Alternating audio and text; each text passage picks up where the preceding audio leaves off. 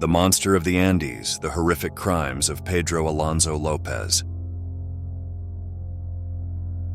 Welcome to The Most Evil, where we delve into the minds of history's most notorious serial killers. Today we delve into one of the most chilling and prolific serial killers in history, Pedro Alonso López, infamously known as the Monster of the Andes. López confessed to the brutal murders of over 300 young girls across Colombia, Ecuador, and Peru. Pedro Alonso López was born on October 8, 1948, in Santa Isabel, Colombia.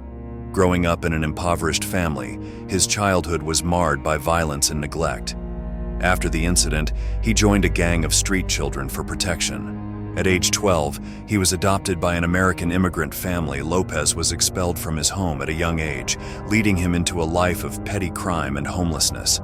He was reportedly sexually abused in prison, an experience that allegedly fueled his violent tendencies.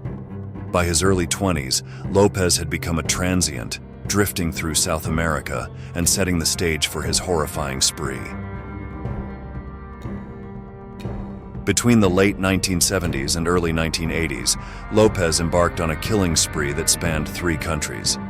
He preyed on young girls, often between the ages of 8 and 12, luring them away from markets and public places.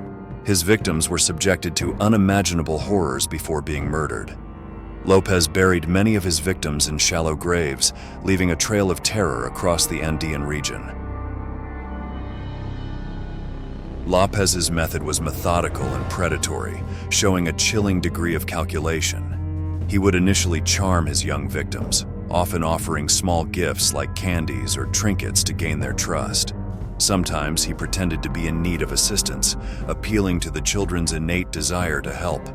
Once he had their confidence, he would lure them to secluded areas, away from the safety of crowds and watchful eyes. In these isolated locations, he would sexually assault and then strangle them, ensuring no witnesses were left behind.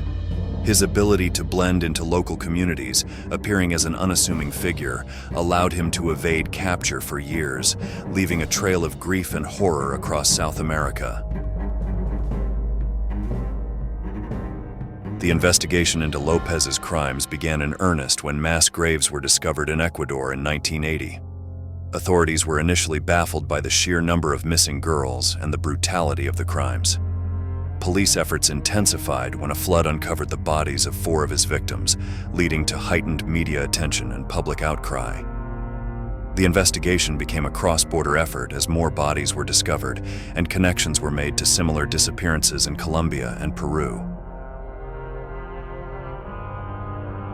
López was finally captured in 1980 in Ecuador after an attempted abduction went wrong. He was apprehended by local villagers who held him until the police arrived. Under intense interrogation, López confessed to the murders of over 100 girls in Ecuador and many more in Colombia and Peru. His detailed confession shocked the world and provided closure to countless grieving families. Psychologists who examined López described him as a textbook psychopath with no remorse for his actions. His ability to charm and manipulate both his victims and the authorities was a hallmark of his psychopathy. The sheer scale of his crimes left a lasting impact on the countries involved, leading to significant changes in how serial crimes were investigated and prosecuted in South America. López's case remains one of the most gruesome examples of serial murder in history.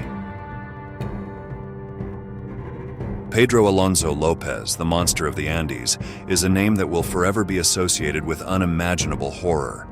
His brutal reign of terror left hundreds of families devastated and has haunted South America for decades. If you found this video insightful, don't forget to like, share, and subscribe to our channel for more content on true crime and psychological analysis. Remember to stay vigilant, and until next time, stay safe.